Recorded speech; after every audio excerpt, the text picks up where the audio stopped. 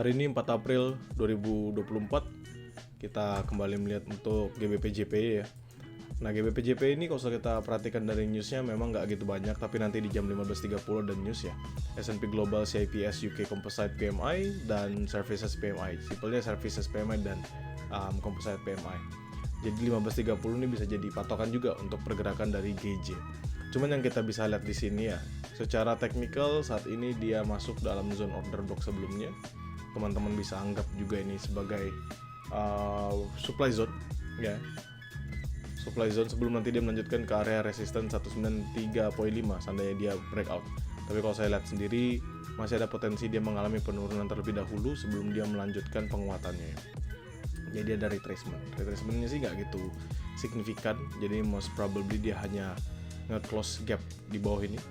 Dan ini adalah kondisi yang bagus ya, karena teman-teman bisa trade 1:245.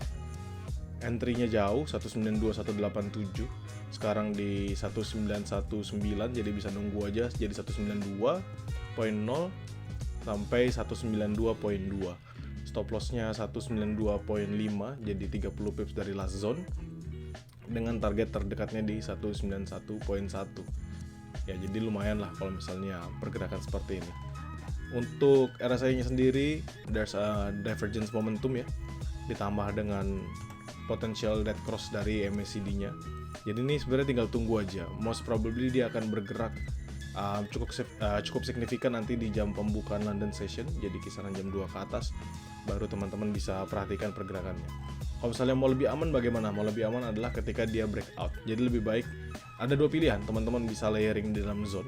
Jadi tadi 192.0, 192.2 teman-teman bisa entry, atau teman-teman bisa menunggu ketika dia berhasil breakout. Breakout di berapa? Di zone 191.8. Jadi dia break di bawah 191.8 ya, sama seperti ini ya.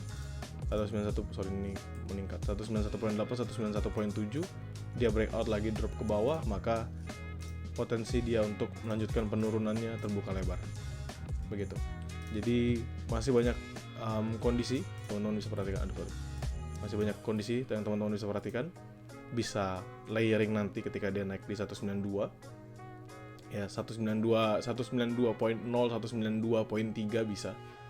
Itu teman-teman bisa layering, atau teman-teman nanti entry-nya ketika dia breakout di 191.8.7 gitu. Dan itu menurut saya sendiri udah oke ya, dengan target yang cukup signifikan. Yang pertama 191.3, jadi around teman-teman bisa nge-close profit 40 pips kalau dia breakout ke bawah, hingga targetnya sampai 191.0, jadi lumayan 70 sampai 80-an pips.